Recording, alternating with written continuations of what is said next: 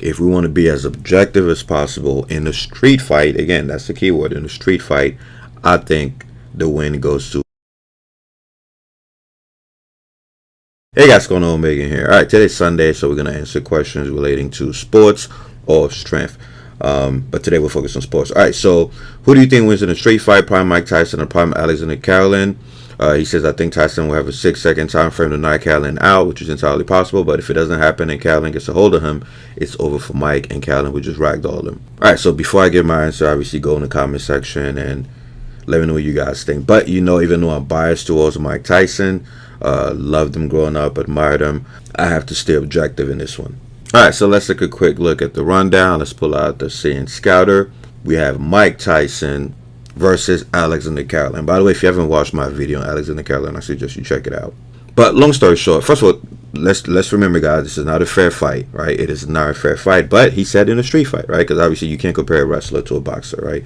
Obviously it's two completely different sports, different techniques, different training, right? So you can't really compare the two. But for the sake of this video, and again, this is just for fun, and again, he did say a street fight. So first of all, let's look at the basic stats, right? Whenever I try to compare two people, before we get into subjective things, such as, oh, who has better technique and who has better this, I look at the objective things, right? Which is obviously the top three: height, weight, and reach.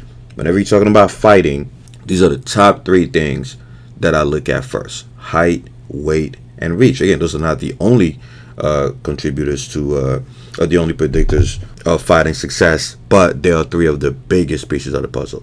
Obviously, Mike Tyson, you guys know Mike Tyson. Mike Tyson's about 5'10", 220 pounds. Right? Obviously, he's weight fluctuated. Meanwhile, Aleksandr Karelin, one of the greatest Greco wrestlers, if not the greatest, who ever lived, was about 6'2", 6'3", right? So when it comes to height, Aleksandr already wins. Now, again, keep in mind, height is not everything, even though it's a huge, huge, huge factor. It's not everything, right? Tyson has knocked out a lot of boxers taller than him.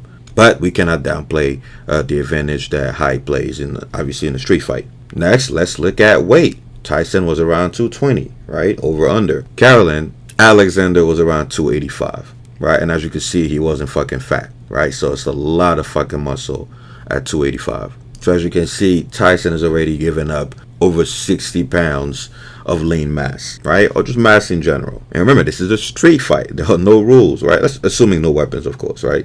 So this is a lot to give up, right? So based on weight alone, right? Obviously, there's a reason why there's weight classes in boxing. There's a reason why there's weight classes in wrestling. There's a reason why there's weight classes in weightlifting, right? Because bigger opponents have a huge advantage, right? So we're not going to argue that. Now, of course, you can make up for that with technique and all the other shit, stamina, blah, blah.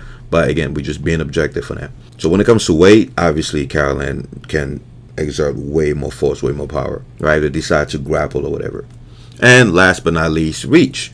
Obviously, the person with a longer reach is going to have an advantage in the fight, all else equal, right? There are some cases where having a shorter reach can help. I mentioned that in one of the boxing videos. I think it was the boxing video on Mexicans. But again, all else equal, the fighter with the longer reach has an advantage. So just based off those three factors alone, Karelin has a huge advantage. Again, that doesn't mean he can't get knocked the fuck out, right? Like I said, Tyson has taken down opponents way bigger than him before. But holy shit, in a street fight, guys, it's not even close, right? Even if you didn't know who Tyson was, even if you didn't know who Aleksandr was, you cannot compare a wrestler to a boxer, especially not in a street fight. If this was a boxing match, absolutely. This is an easy win, right, for Tyson. But wrestling, and keep in mind, guys, not only I'm already biased towards Tyson, I actually like Tyson better. I also think boxing is a much cooler sport than wrestling. But we got to be objective. A professional wrestler at the top of his game will annihilate a professional boxer at the top of his game in a street fight. It's not even close. If they're both at the top of the game, right?